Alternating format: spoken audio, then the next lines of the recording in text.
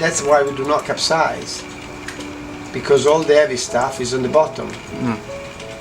We also have a total capacity of 3,300 tons of potable water.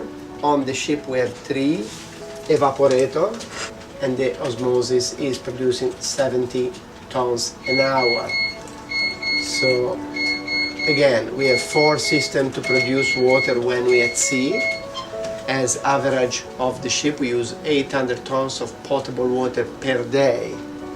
So, you know, when the system is full run, it gives us an average of 80 tons an hour. At the moment, we're producing 60 tons an hour. Here is the potable water tank number 12. No, sotto qua non c'è il fuel, mandate. No, but underneath, ballast fuel.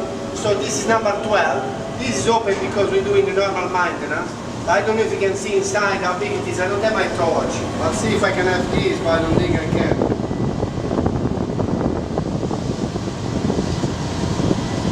So, I know it's huge, eh? See, this is just one tank. Now, this is the water we use for everything. We use for the shower, to wash our hands, but also the same water you use to refill the pool whenever we need to exchange the water. We've been in a steering room, and as you saw, the vessel is fitted with 2 propellers and 2 radar which are behind the propeller. When we went on a steering gear, obviously the only thing we could see was the upper part of the pin that hold the bigger radar down below under the water, and obviously control the movement of the radar which control the direction of the vessel. So pin that come up, the radar is down below. So this motor, what we'll do, will adjust the radar angle to follow our order, or in order to steer the ship manually.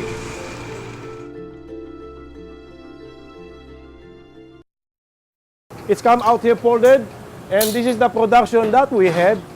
Behind me are all the linens that we process, pressed and ready to go. For the record, we process about 1,000 sheets every day, about 1,000 pillowcase every day, and uncounted napkins, maybe around 11,000 napkins total, especially the Horizon napkins, plus the dining room napkins, all outlets, you name it, we do everything here. It's really a huge work for us, especially on turnaround day, which is really a madness to us.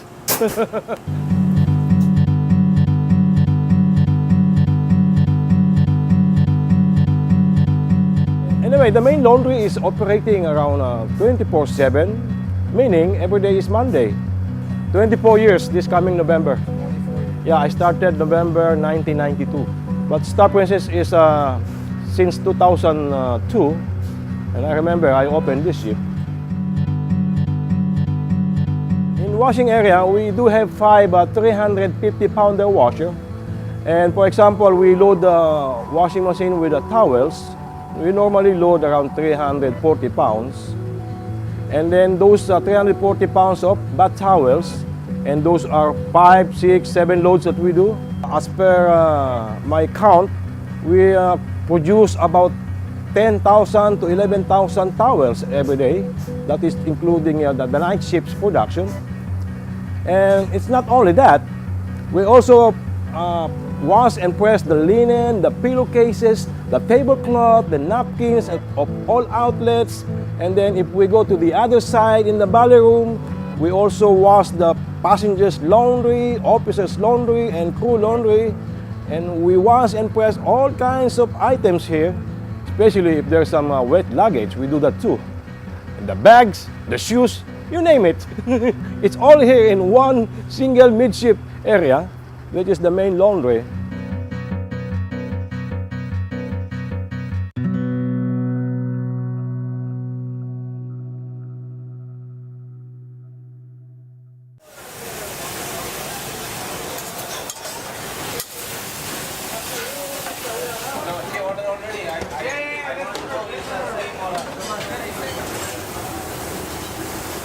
Food,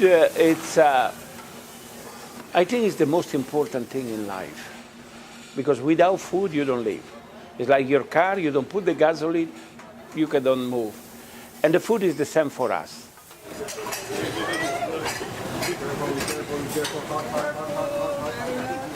I don't know about being the most popular guy on board. I'd say the captain would be the most popular guy, but I'll take the credit anyway.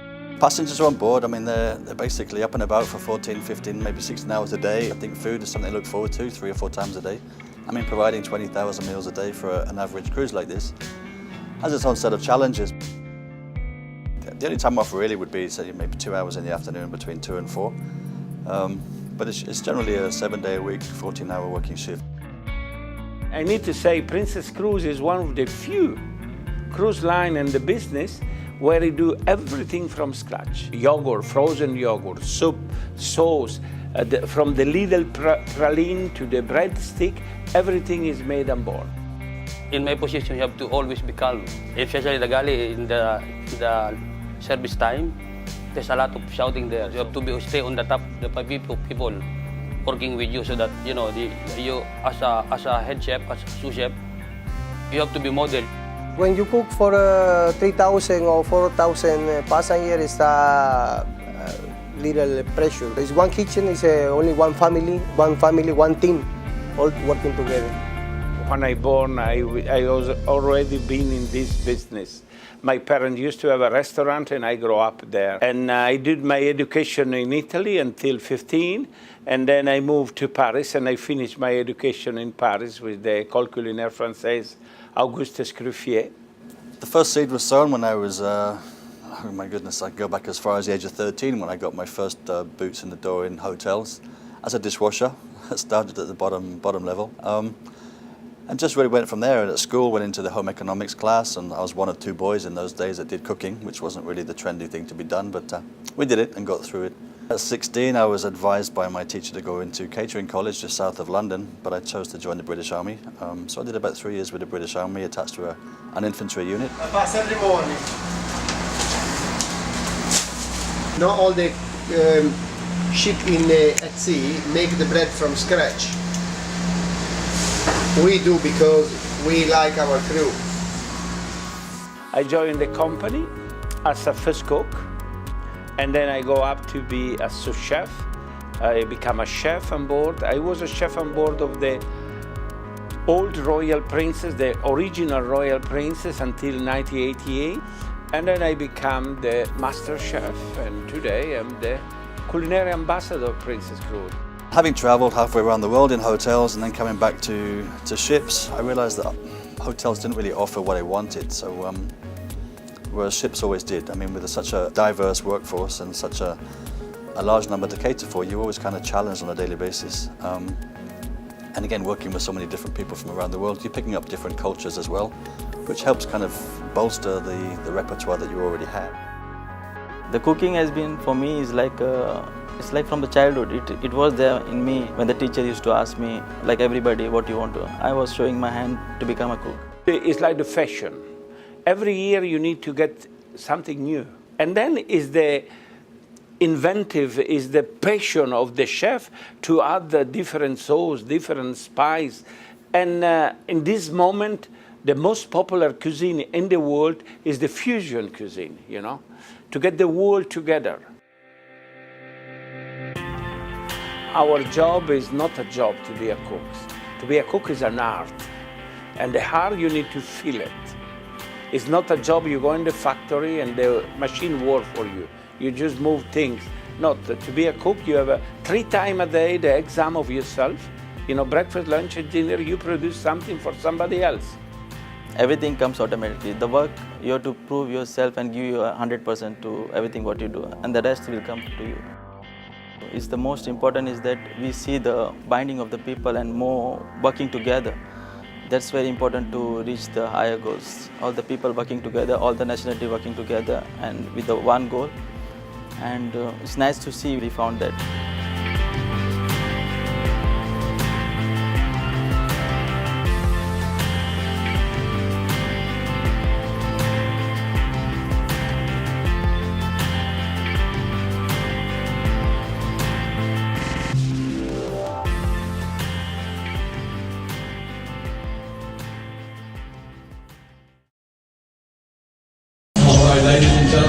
very good morning to each and every one of you. Let me just move this out of the way and maybe it's that. Maybe not. Okay, let's try again. Good morning, everybody! Oh, that was a bit weak. I got a good vibe from this section. Good vibe from this section. Nothing from this section over here. I didn't feel anything from this side. So we'll try again. Good morning, everybody! It's a little bit better. Don't tell me you're getting tired already. It can't possibly happen. This is only day 4. We've got another 67 sea days to get back to planet Earth. So, alright, now I thought I'd just pop down and do a quick introduction today for a very, very talented group of individuals that have been working incredibly hard around the clock in all of the service areas, restaurants here on board the ship. And we've got a lot of restaurants on board Star Princess. And there's a lot of food to be cooked. How are you enjoying the food so far on board the Star Princess? Come on, let me hear how you enjoying it.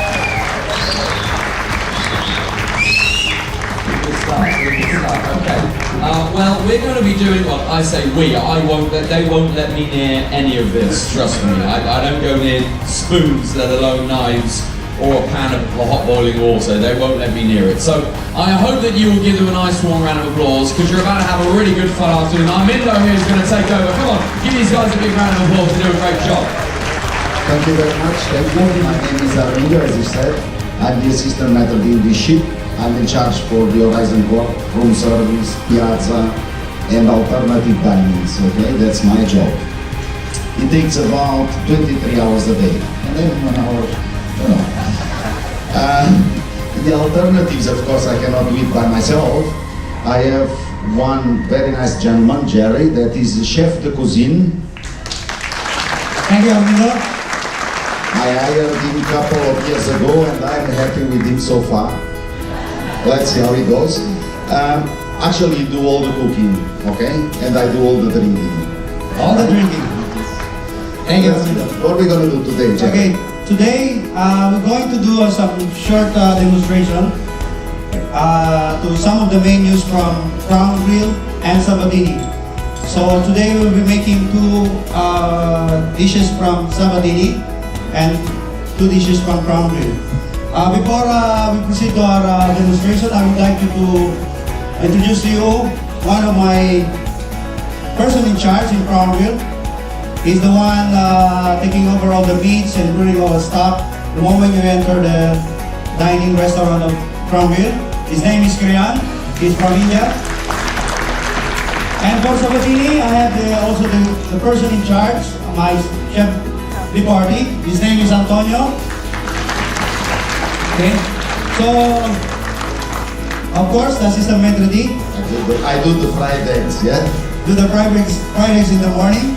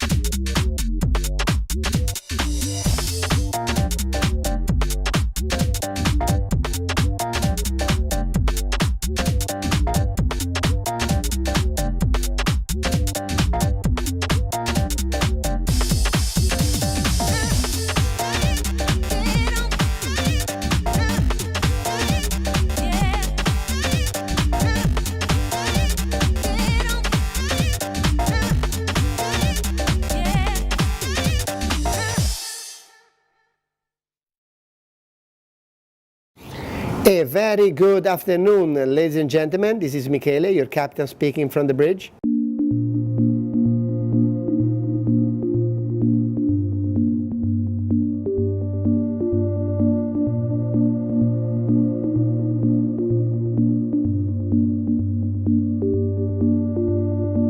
A very good morning to you all.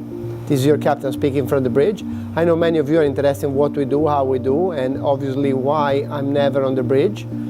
Well, the reason I'm never on the bridge is because I have a very reliable team of officers which are driving every day, through the day and through the night, and I come in every time they need me, or when we do arrival on departure, then the manning on the bridge need to be raised a little bit. The bridge is manned 24 hours a day, 7 days a week, from the moment the ship's launched until the moment they take it to be broken up. And obviously, because none of us want to work 24 hours a day, we have the watch split up into 3 different watches. So there's a 12 to 4 watch, which is my watch. I'm in charge of that as senior second officer. We hand over at 4 o'clock to the 4 to 8 watch, who work 4 to 8 in the morning and 4 to 8 in the afternoon, and that's run by the first officer. And he hands over at 8 o'clock to the second officer, James, who's assisted by third officer Federico, and they run between 8 and 12 in the morning and in the afternoon.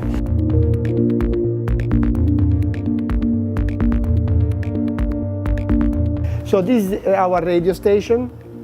You probably remember on the movie Titanic, the guy was sending an SOS message using Morse code.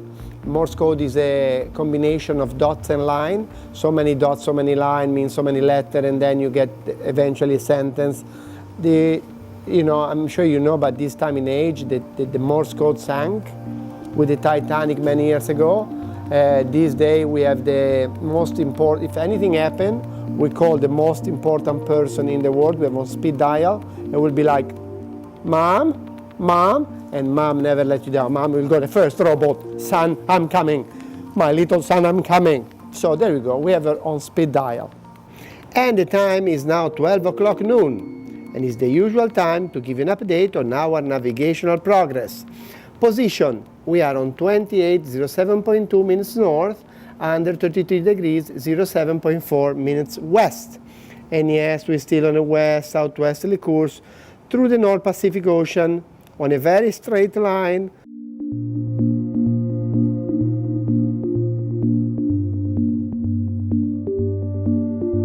We have 2 professional ABLsmen. On this watch we have Joseph. Hi Joseph.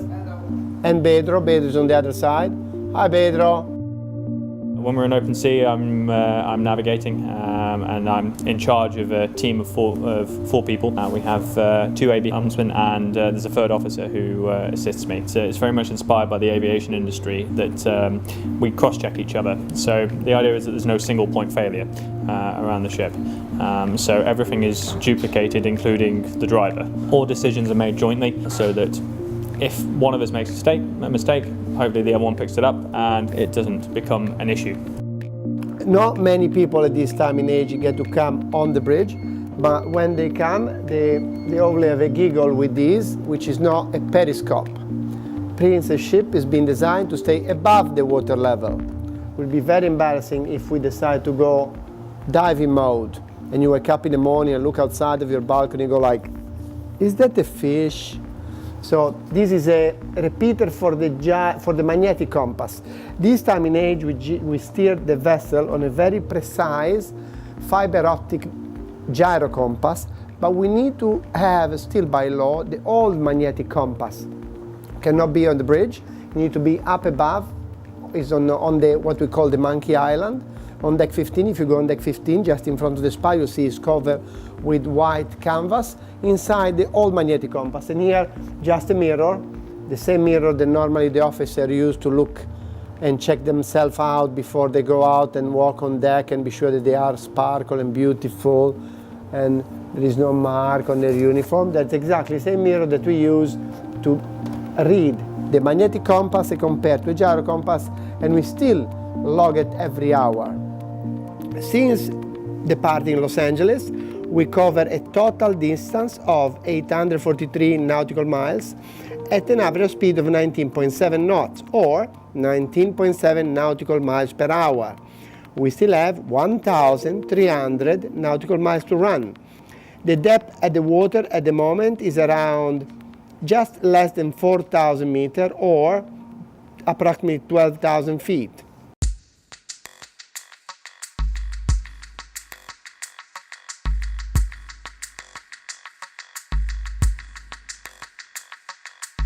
At the moment on watch is our best second officer on the fleet, James. We do one of our best third officer, Federico. Before we told you there is nobody on the wheel, and they are on what he calls the track pilot. So the vessel is driving on a straight line, but the vessel will take no action if anything is spotted in the sea. It could be anything, it could be another vessel, a floating container, a mermaid.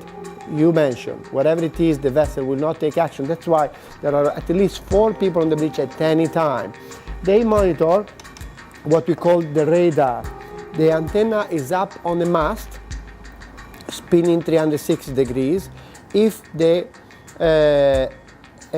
wave hit anything, it will reflect back and draw a dot. This time and age, we also have the chart, which is being digitalized. I'm gonna try to show to you. We left Los Angeles when we bound to Hawaii. Hawaii is not yet visible on the chart. I go back down and put it properly so that my second officer can actually navigate and not tell me off. Okay, we are this double black circle here and we're steering this way. We're still on a west-southwesterly course, a straight line. The officer here monitor that the system is working the way we want, that there is no traffic, that everything functioning properly. Each officer has his own monitor, and they have a monitor in the center which they cross-check, and one on the top that tell us about the engine and everything work and so on. So, the engine control, the 2 telegraphs, each telegraph control a propeller. Each propeller is 18.5 feet in diameter, 6 blades, and that's what gives us the propulsion. At the moment, as we max speed, the propeller are turning under 35 revs per minute. So this huge 18.5 feet blade, each second turn more than twice. And that's what gives us the speed. At the moment, the actual speed as we speak is 21.3 knots or 21.3 nautical miles per hour. In the past, you probably remember they used to use a lot of tugs when they were going in and out the port, but these days in age we have thruster. We have 6 thrusters, 3 forward, 3 aft, and our tunnel underneath the water, 3 forward and 3 aft, depends how we operate the thruster. It will push water on one side or the other, which will obviously affect the vessel, which will go one way or the other. And obviously if we twist them, the vessel will turn, and that's how we maneuver these days. Also something else that is different from older ship, we used to have a pipe to communicate to the engineer, and we used to scream out loud the order, but this day and age we are on deck 14 forward, the engineer on deck 4 aft, so we got from our Andrew, from the cruise director, one of these beautiful microphones, and when it's time to go we just press the button and go faster, and down there they go, I knew it was coming, I knew we have to shovel more. But that's what we do these days. Weather, well, I'm proud to tell you that me in charge of the weather today. It's sunny and we're gonna keep it sunny all day. We still have a bit of a wind. The wind is from the south, which is on the port side, coming at 35 knots, giving 37 knots of relative wind across the deck.